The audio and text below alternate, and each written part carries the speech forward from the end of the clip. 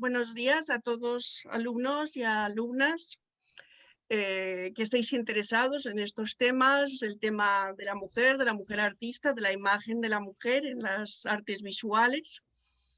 Y hoy pensaba hablaros un poco de lo que podría llamarse la identidad plástica femenina.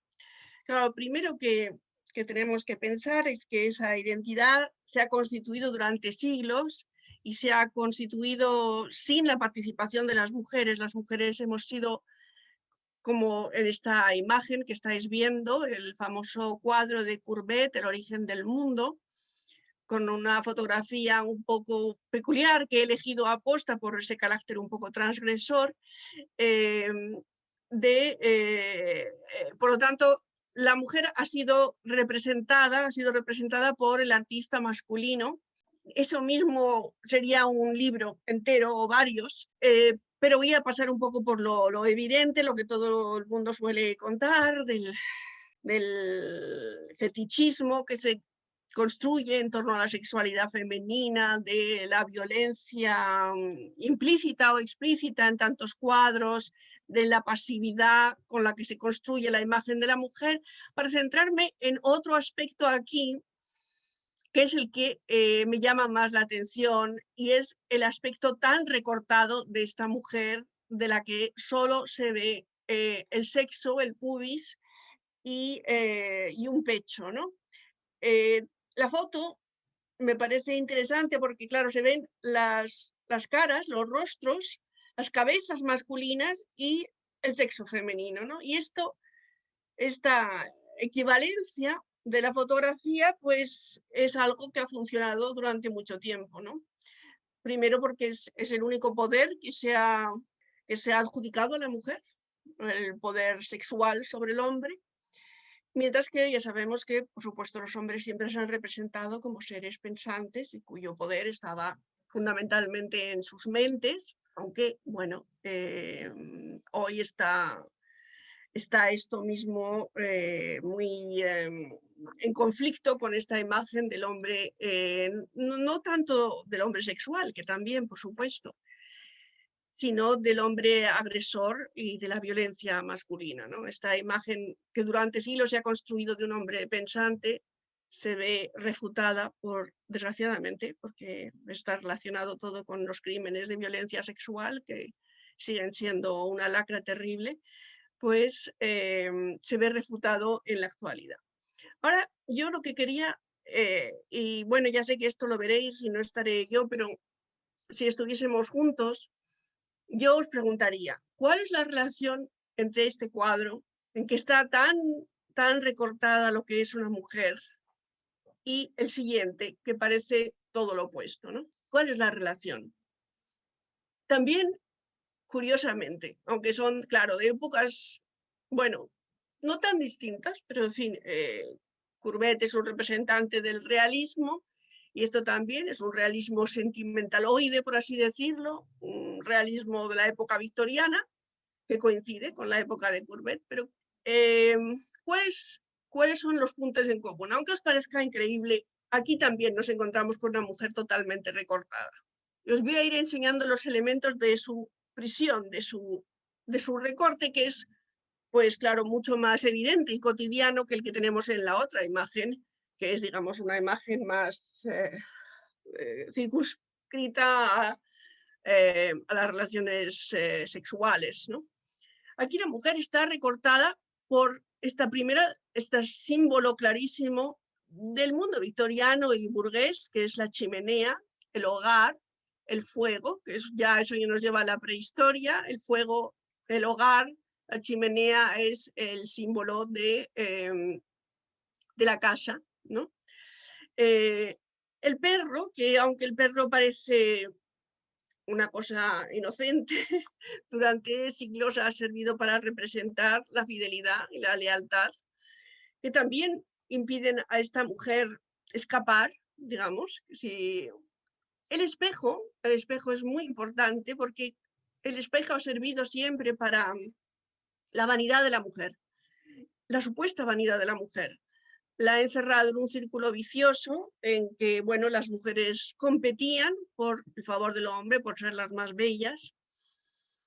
Y aquí está la ventana abierta por la que esta pobre mujer no puede escapar porque está, está rodeada de estos símbolos de comodidad y de protección hogareña que son ciertos, pero a la vez le impiden una vida real, una vida en el mundo exterior. Y por lo tanto, esta ventana aquí abierta es el mundo al que una mujer en esa época, desde luego, no puede acceder. Entonces vemos que en estas dos imágenes hay mucho más en común de lo que podría parecer a primera vista, aunque digamos que una es una imagen que podría ser una imagen de burdel o una imagen de exclusivamente sexual, y la otra es una imagen acomodada, una imagen burguesa, una imagen socialmente aceptable, ¿no? La determinación de la mujer dentro de un simbolismo cómodo para los varones empieza ya desde la época prehistórica, con, por supuesto, esa adscripción de la mujer a la sexualidad y a la maternidad. La maternidad era esas diosas de la fertilidad que nos encontramos, estas Venus prehistóricas, como se las ha llamado, de prototipos sexuales, de rasgos sexuales de las nalgas, de los pechos y las vaginas muy marcadas, encierran todo lo que la complejidad de un ser humano dentro de unos criterios muy marcados y también muy exiguos, muy pequeños, muy simples, muy simplificados, ¿no? A pesar de lo cual sigue funcionando igual. Esto que os traigo aquí es una encuesta que hicieron, que me parece fascinante, de modelos de belleza según los países, ¿no? En cada país aparentemente, bueno, aquí vemos claramente que China prefiere unas mujeres mucho más delgaditas que en Estados Unidos o en Venezuela, y esta regulación del físico femenino a un estereotipo que se puede incluso considerar un estereotipo nacional, pues por una parte es muy penoso y por otra parte es muy real. Es triste que eso sea y que eso funcione así. Por supuesto que eso no podríamos pensarlo en términos de belleza masculina y de hombres, pero lo cual demuestra, una vez más, demuestra que la sociedad en la que vivimos, en la sociedad occidental, es una sociedad patriarcal, es una sociedad en que las mujeres no tenemos la libertad que necesitamos, y que esa lucha por la libertad es una lucha todavía activa, es una lucha a nivel de los derechos civiles y de los derechos de vida, pero también es algo de la libertad interna, del no sentirse representada por estos cánones imperantes, ¿no? La situación pues fue evolucionando, pero claramente es con la época victoriana, con esta idea de la mujer como el ángel del hogar, con esta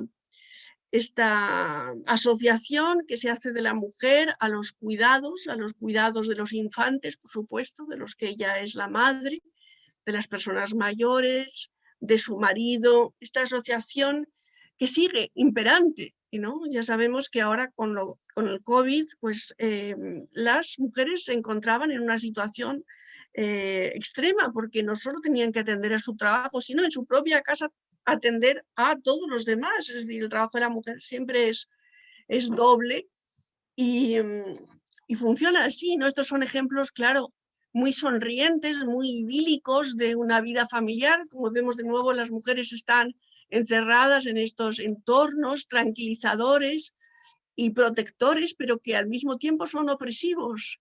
Y así pues lo han demostrado distintas, ¿no? Estoy pensando en Betty Friedman, en todas las teóricas de la liberación femenina, ¿no? Y sobre todo, estas mujeres realmente solo tenían para ellas, solo tenían como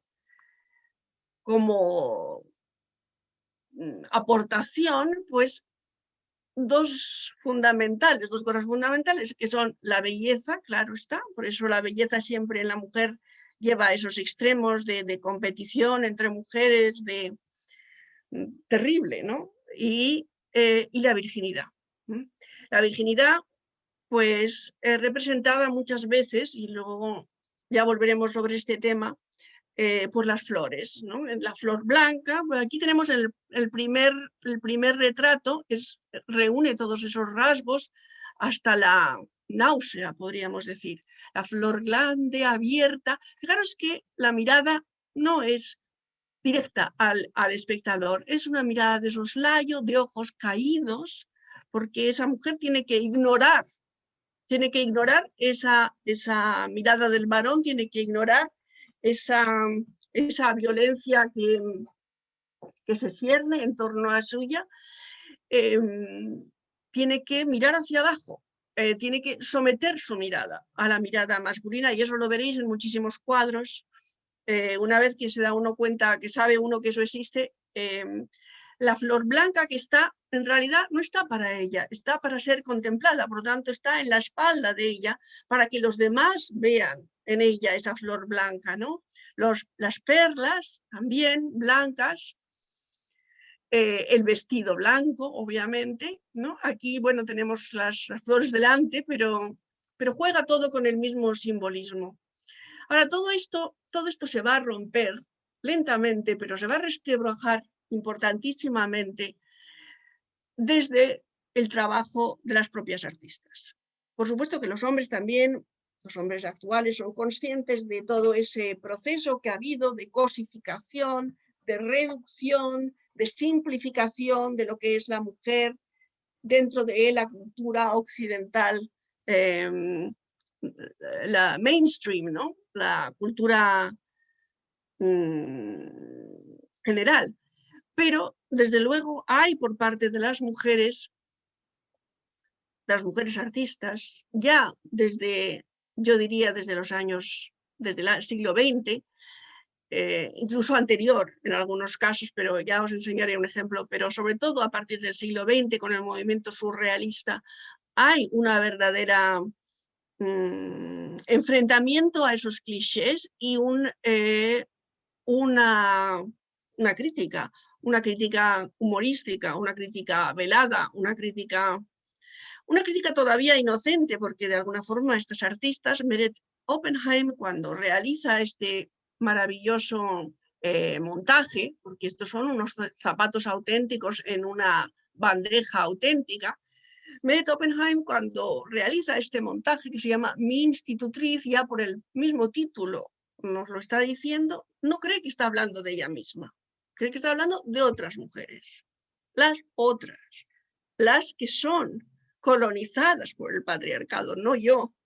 Ahora, claro, nosotros lo vemos y sabemos que es también Meret Oppenheim y es también ella, pero en la época en que ella crea esta obra, piensa que está hablando de las otras, ¿no? Que eso ha sido una trampa en que han caído muchísimas mujeres inteligentes, pensar que ese tema no se refería a ellas, que ellas con su talento sobrehumano, que ciertamente Meret Oppenheim desde luego lo tenía, pero con su talento, con sus cualidades, con su inteligencia, con su cultura, con su genialidad, no eran las víctimas del sistema. Entonces, Meret Oppenheim, cuando hace esto y lo llama Mi institutriz, además, esta obra está cargada de simbolismo, no solo el simbolismo general de la mujer de blanco, como acabamos de ver anteriormente, la mujer de blanco convertida en una especie de pollo blanco, servida para que el hombre la deguste. es eso, pero también hay mucho más. Por supuesto, creo que aquí se ve claramente, bueno, está el elemento, todo esto son las metáforas típicas del surrealismo, en que una cosa remite a esas asociaciones libres y una cosa remite a otra, que remite a otra, que remite a otra. Aquí, por supuesto, la mujer maniatada, como un pollo al que se le ha puesto, ¿sabéis? Estos adornos que se ponen al final de las patas del pollo para hacerlo más bonito. Pues la mujer, esto es una mujer entregada a, pues al apetito del hombre, se supone. Pero estos zapatos no son zapatos de Meret Oppenheim. Meret Oppenheim entonces estaba teniendo una relación adúltera con Max Ernst, el famoso pintor y artista, también escultor, surrealista alemán.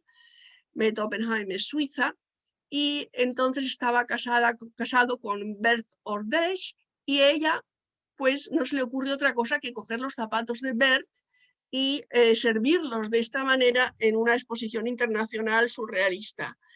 Bert además reconoció sus zapatos y por supuesto se armó un escándalo de estos tan adorables, tan adorados por los surrealistas, en que en realidad se trata de la humillación pública de otra mujer. Pero Meret no se dio cuenta en ese momento, porque en realidad ella poco después de esta relación con Max Ernst va a salir del grupo y va a caer en una profunda depresión, porque aunque ella entonces era ajena a ello, ella también era servida como un pollo o como un ave de corral por los propios surrealistas para sus propios fines de todo tipo. Entonces, este tipo de obra, como muchas de este tipo, de las primeras mujeres, es una obra que en el fondo remite a ella misma y a la condición femenina mucho más de lo que pretendía, y no solo ridiculiza a una mujer que ahora mismo ha caído en el olvido, ¿no? Pero esto es algo que va a darse, esta acusación, autoacusación, acusación a otras, es algo que se va a dar a lo largo de todo el movimiento. Aquí, por ejemplo, en esta obra de Frida Kahlo tiene el defecto, por así decirlo, de ser muy conocida. Ser muy conocida no quiere decir que todos los cuadros sean tan fáciles de interpretar como se piensa o tan inmediatamente reconocibles, ¿no? Aquí me diréis, aquellos que sabéis de Frida Kahlo, y Frida Kahlo como Vincente Van Gogh o otros artistas, es de esos artistas en los que todo el mundo cree saber ya todo, pero a veces hay errores de simplificación, ¿no? Me diréis que aquí está hablando de su cuerpo, de su enfermedad, de todas estas cosas que sabemos que le ocurrieron, pero hay algo más aquí. Hay elementos, por supuesto, de dolor, como estos clavos, pero también digamos que hay una lucha entre los elementos naturales del paisaje y del propio cuerpo, que es, digamos, algo, algo de la naturaleza, y los elementos que podríamos llamar culturales, en los que llama la atención esta columna, ¿no? Esta columna rota. Por supuesto, ella habla de su cuerpo como una columna rota, pero también yo creo que hay una referencia a esta columna jónica, al clasicismo y a la pertenencia de ambos mundos, porque ella siempre estuvo, en realidad, y yo creo que ese es el verdadero interés de Frida, entre distintos juegos simbólicos, el del mundo de México y el del mundo de Europa, el mundo masculino y el femenino, el mundo de la cultura y el mundo de la naturaleza. Y aquí, además de toda la historia biográfica que se pueda ver, hay también una disonancia, por así decirlo, una juxtaposición entre lo que es el mundo interior y el exterior, y la vinculación entre ambas cosas. Pero, de nuevo, me gustaría que os fijaseis en este color blanco que lleva el traje de Frida, que nos remite, por supuesto, a estas debutantes victorianas, siempre de blanco, siempre sin tacha.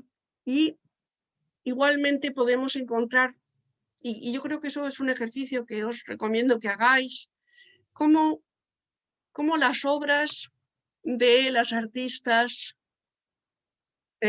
mujeres del siglo XX hablan de otras obras, hacen referencia a otras obras. Fijaros esta flor blanca de Georgia O'Keeffe, que hace poco ha habido una exposición aquí en el Museo Thyssen de Madrid sobre esta artista norteamericana. Fijaros en las diferencias entre esta flor y la que lleva la debutante. Sabéis que esta flor es una obra muy grande, es una obra inmensa. Y eso es algo que es propio de Georgia O'Keeffe y de muchas artistas, también de Louise Bourgeois, que es cambiar la escala de las obras, porque obviamente no es lo mismo una araña monumental como las que tiene Louise Bourgeois que una arañita de estas pequeñas que uno se puede encontrar en un taller. La araña de Louise Bourgeois da miedo y es amenazadora. Y lo único que ha cambiado realmente es la escala. Igualmente aquí con la flor. Esta es una flor que impone. No es esas florecitas que llevan estas mujeres en el pelo y que se pueden arrancar fácilmente. Y no solo arrancar, sino destruir. Así que son todos elementos que tenemos que ir estudiando de forma doble, dentro de lo que es su contexto y dentro de lo que es el momento, las circunstancias de su nacimiento, dentro del contexto histórico y dentro del contexto del presente en el que se hace el cuadro. Obviamente la historia del arte es un largo proceso de muchos siglos, de mucha relevancia histórica y cultural y que, por así decirlo, pertenece y ha pertenecido durante mucho tiempo la élite. Y eso le da un cierto toque sagrado, por así decirlo. Pero, sin embargo, el arte nos pertenece a todos y observar el arte, enjuiciar el arte, analizar el arte, es algo que debemos de hacer si queremos entender realmente y apropiarnos de esa tradición, en el buen sentido, apropiarnos en el sentido de que sea algo sobre lo que podamos pensar, sobre lo que podamos reflexionar, que nos pueda servir a vivir y a entender nuestras vidas y las vidas de la gente, tanto de los que nos han precedido como de los que nos acompañan, ¿no? Aquí entramos en la típica representación occidental del desnudo, pero como vemos, este desnudo escapa a las reglas habituales, ¿no? Primero, ¿por qué? Porque los desnudos no se observan así de abajo para arriba, sino, fijaros, pensar un poco en el David de Miguel Ángel. Esta es una postura es un punto de vista, una perspectiva poco habitual y desde luego poco, no solo favorecedora, sino poco ¿cómo diría yo? Absolutamente proclive a producir una mirada distinta, ¿no? Porque aquí, como en el cuadro de Courbet, se empiezan las regiones más íntimas, más privadas del sexo, y la cabeza, que es normalmente siempre el elemento de mayor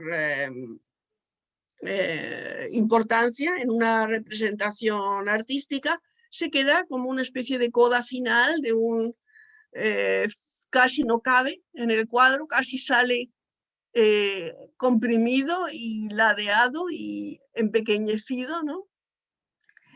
Aparte de eso, como veis, hay dibujos sobre este cuerpo. ¿Qué son estos dibujos, no? Jenny Saville, que es una artista inglesa actual, lo llama plan. Y algunos de vosotros ya estaréis a lo mejor sabiendo de lo que se trata, ¿no? Es esos dibujos que hacen los cirujanos plásticos sobre el cuerpo, diciendo lo que hay que eliminar, lo que hay que reducir, lo que hay que cortar, por así decirlo, dentro de un cuerpo humano. Ahora vemos que es una chica muy joven y, bueno, a mí personalmente me resulta una imagen desagradable, una imagen bastante espantosa, ¿no? De por qué esta mujer tiene que hacerse este tipo de operación quirúrgica tan salvaje, ¿no? Pues bueno, nosotros lo sabemos, para intentar llegar a estos modelos de los que estuvimos hablando y que estos modelos absurdos, estos modelos que son el ideal de cada época y de de nuestra época, de cada país, ¿no? Estos modelos estéticos que ni siquiera estamos seguros de que realmente tengan algún tipo de sentido fuera de la locura patriarcal, ¿no? Así todas las mujeres del siglo XX, ya nos hemos ido alejando de las surrealistas con los que he empezado, han buscado su propia imagen fuera de la pintura occidental. Y como hemos visto en el caso de Georgia O'Keeffe, y aquí en el caso de Ana Mendieta, esa imagen a veces se busca, y en el propio caso de Frida Kahlo, aunque en el caso de Kahlo dividida entre naturaleza y cultura, pero aquí en el caso de Ana Mendieta, digamos que hay ese deseo de fundirse con la naturaleza. ¿Por qué? Porque al fundirse con la naturaleza se pierden estas imágenes, estos modelos de forma de ser femenina, se pierde la competición entre mujeres y se pierde muchísimos de los elementos más dañinos de la construcción de la identidad de la mujer, que han sido y que son vigentes hasta ahora mismo, ¿no? Si nos vamos a Paula Rego, por ejemplo, aquí Paula utiliza otros elementos de superación de esta imagen hegemónica de la mujer como objeto sexual.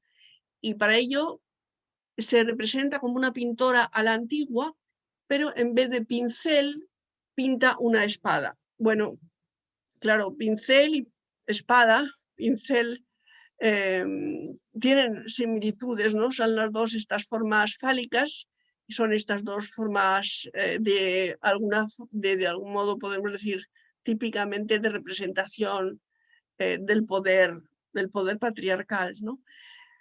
Podríamos decir incluso que cada pincel es una espada.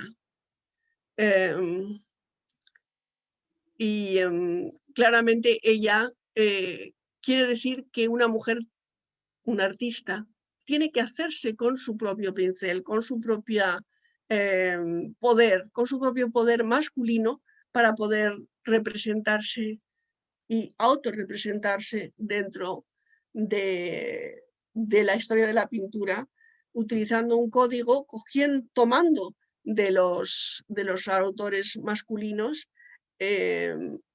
la fuerza y el poder, ¿no?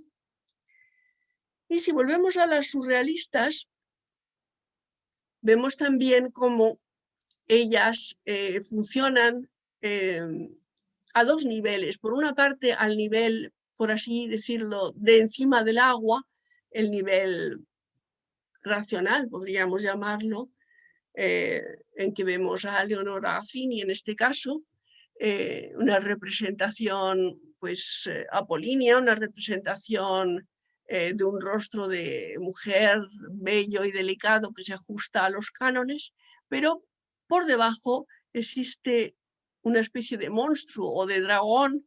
En este cuadro, bueno, hace de algún modo una referencia al retrato de Oscar Wilde, ¿no? Al retrato de Dorian Gray de Oscar Wilde, y es este monstruo con todos los impulsos y los deseos, este monstruo que ya descubrió Sigmund Freud como el inconsciente, y de donde también emana una gran fuerza, y ya la conciencia de tenerlo produce una situación distinta en el mundo para las artistas, ¿no?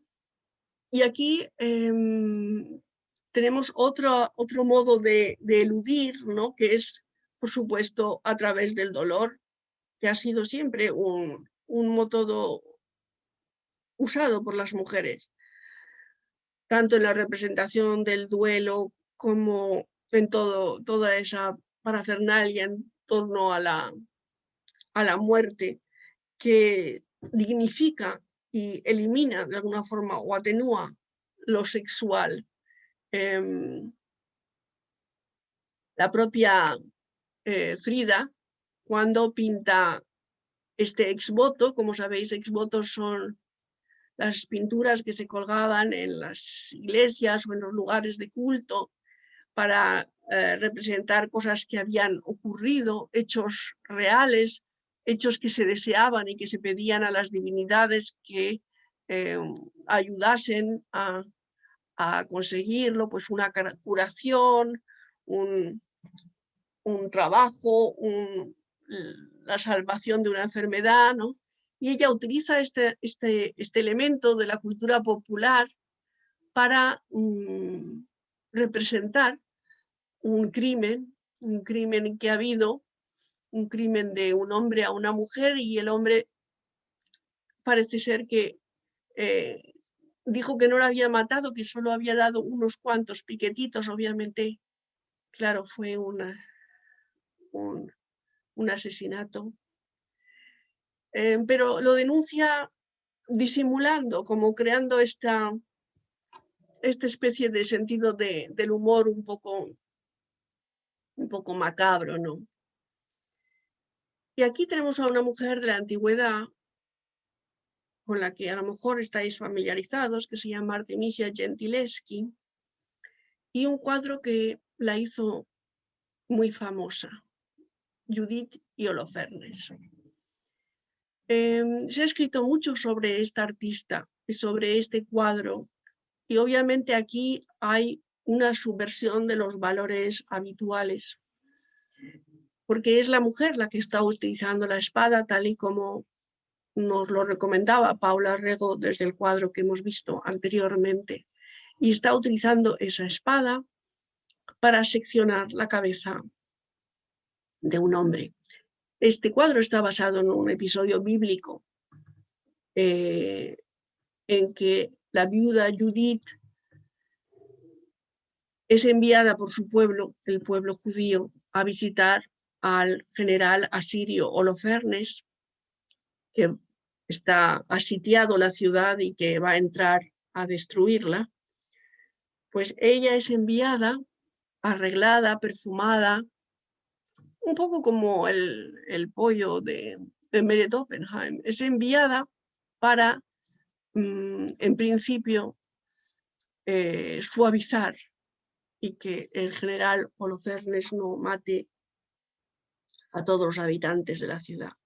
Pero en realidad ella tiene un plan, y el plan que tiene, como una especie de Al Pacino, pero en femenino, en The Godfather, el padrino, el plan que tiene es sacar una espada que guarda en ese vestido de brocados y de sedas, y con esa espada asesinar al general. La historia aquí se representa en un entorno que simbólicamente no suele representarse escenas heroicas, que es la cama. Por supuesto que era heroico eh, todos los nacimientos que se producían durante muchos años.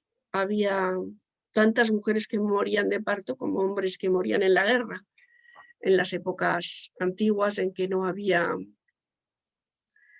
remedios para las infecciones y los distintos problemas de salud. Era un gran riesgo para la mujer, pero sin embargo no hubo ningún hombre ni ninguna mujer que representase el lado heroico de todo ello. Sin embargo, aquí hay un acto heroico, que es el asesinato de un general por por una viuda y su sirviente, si quieres, pero es evidente que ellas, fijaros la diferencia de la mano de Holofernes, claro, hay un juego de perspectiva, pero es como si el puño de este hombre fuese tan grande como la cabecita de la sirviente que está ayudando a Judith. Hay una desproporción de tamaño, de fuerza, se imagina uno. Pero Judith, claro, primero se va a ocupar de emborrachar al general, de seducirle con sus palabras y con sus halagos. Y solo en eso, cuando el general, por sus propias debilidades, se ha puesto en este estado en que es más fácil asesinarle, entonces es cuando ella se arriesga a cortarle la cabeza. Muchas historiadoras, especialmente Mary Garrett, que es una de las historiadoras que más ha escrito sobre Artemisia, hablan de que esto podría parecer un parto, ¿no?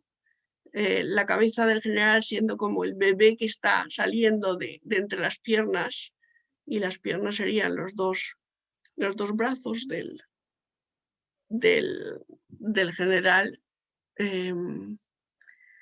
Es una imagen, en todo caso, muy curiosa, de la que Artemisia pintó varias versiones, o por lo menos 5, que están en distintos museos italianos. Este es el que está en los Uffizi.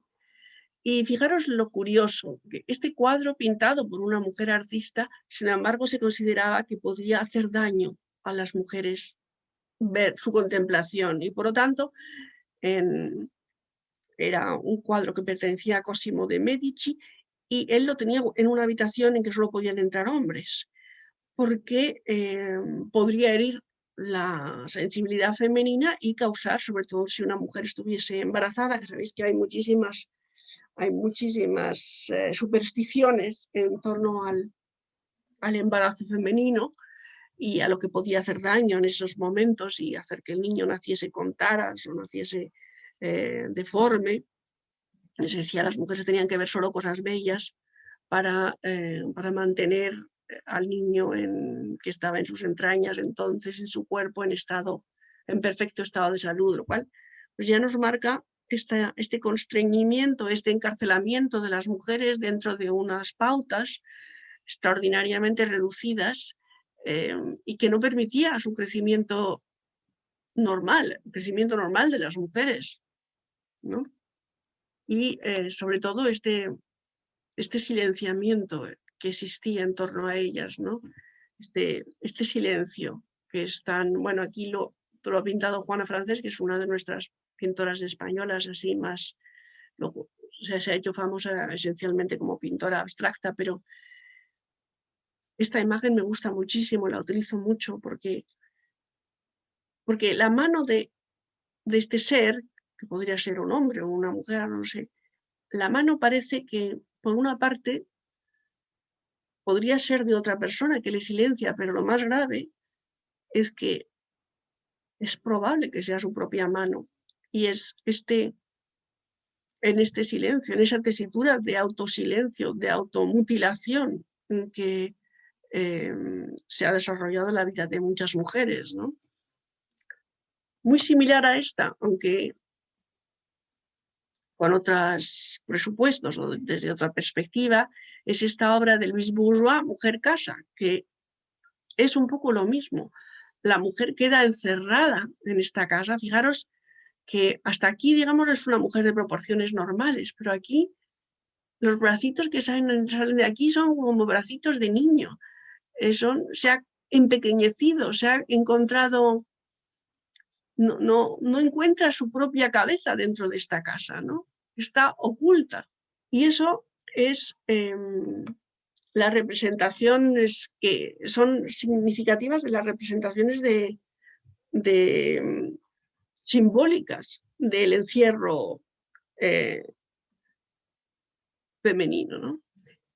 En cuanto al tema del arte, pues aquí tenemos una obra muy interesante por María Baskerville, una rusa que fue a estudiar a París en el siglo XIX.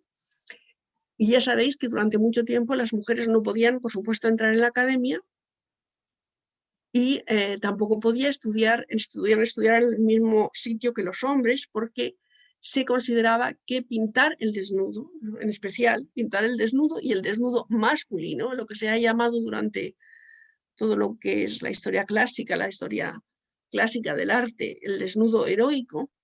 Entonces, ¿qué pasa? ¿Cómo se organiza entonces una clase femenina? Primero solo hay mujeres, ¿no? Y luego lo que se representa no es un hombre, sino es un niño. Por supuesto que va con su sábana aquí puesta en torno al sexo. Pero además de eso, no es un hombre, sino un niño. Es también esa forma que se tiene de reducir a las mujeres ellas mismas, ¿no? A una condición de niñas, de no permitirles una madurez en el arte, ¿no? Sino dejarlas confinadas a espacios especiales en que no se permite su desarrollo, que es un poco lo que estamos viendo a través de todas estas obras, ¿no? Aquí, por ejemplo, tenemos una obra muy interesante de Remedios Varo, que es una surrealista española exiliada en México después de la guerra, y vemos cómo este espacio también femenino, que es en principio el de unas creadoras de unas bordadoras, ¿no? Que son como es una imagen muy medieval. Ya sabéis que las mujeres en la Edad Media, sobre todo las mujeres de clase alta, pues se dedicaban a bordar estos tapices, ¿no? Esperando que llegasen sus maridos de la guerra, como Penélope de Ulises, ¿no? Esperaba bordando ese interminable tapiz que tejía durante el día y destejía durante la noche, ya que solo se casaría con los pretendientes que querían ocupar el trono de su marido ausente, según ella, cuando hubiese terminado el tapiz, y así pues se aseguraba de no terminarlo nunca, ¿no? Pues estas mujeres que crean a través, en esta torre, crean este increíble tejido que es la imagen del mundo, ¿no? Desde su propia fascinación, desde su propia imaginación. Y bueno, también tenemos esta imagen de Leonora Carrington, que es otra mujer confinada en un espacio, el espacio de su infancia y también de su fantasía, ¿no? Aunque sí vemos una ventana donde el caballo puede escaparse libremente, ¿no? Como querría seguramente Carrington. Y de nuevo, en estos interiores femeninos, cada vez hay una mayor conciencia de que no son tranquilizadores, son una mentira que oculta una situación real, en este caso de guerra, que esto es la época, digamos, una obra de Martha Rosler que hace alusión a la invasión, que la guerra de Vietnam se vivía dentro de los hogares, es decir, que aunque Es una guerra externa que los Estados Unidos invadieron Vietnam, pero sin embargo la lucha entre los pacifistas y los partidarios de la guerra dentro del propio Estados Unidos invadió todos los hogares norteamericanos, ¿no? Y no se podía eludir, estaba presente aunque no estuviese presente. En definitiva, lo que a mí me gustaría que os quedase claro es cómo muchas artistas a partir de los años 20 fueron conscientes del carácter limitado de las mujeres dentro del hogar y de las mentiras que eso suponía y de la violencia que ese encierro conlleva, ¿no? Aquí vemos dos niñas inocentes, como que parecen victorianas también, jugando con la cabeza de una tercera persona, ¿no? De una mujer, de otra mujer, que es, a mi modo de ver, una imagen bastante cruel, pero bastante certera de la violencia que las mujeres ejercen las unas sobre las otras también, ¿no? O esta imagen de Dora Maar, que representa un poco todo lo que estamos viendo, esa forma de que no se puede escapar en el interior de los hogares, no se puede escapar de la violencia. De hecho, como queda probado, la violencia doméstica es la número uno, es decir, la violencia suele ocurrir en el interior, la violencia del hombre sobre la mujer suele ocurrir en los interiores domésticos, ¿no? Y para finalizar, esta imagen de una surrealista belga, que yo creo que de alguna forma condensa todo este recorrido que hemos hecho de distintas mujeres encerradas dentro de lo que son la condición femenina que el hombre las ha brindado, en que ellas, aquí, fijaros que este tigre está en una jaula, pero esta jaula la forman sus propias rayas. Son de sus propias rayas que se produce este enjaulamiento. Y esto es un poco lo mismo que se puede aplicar a las condiciones de las mujeres durante tanto tiempo y que las mujeres artistas han empezado a denunciar y que con la denuncia y con la conciencia, claro, viene el final el final de las situaciones. Y es que es esa propia definición de mujer que se produjo en Occidente la que producía su encierro. Por lo tanto, hay que cambiar la definición de mujer y la definición de hombre para que no seamos ya tigres enjarrados en nuestras propias jaulas. Bueno, me ha encantado este ratito con vosotros, espero que hoy os haya distraído y nada más. Hasta luego.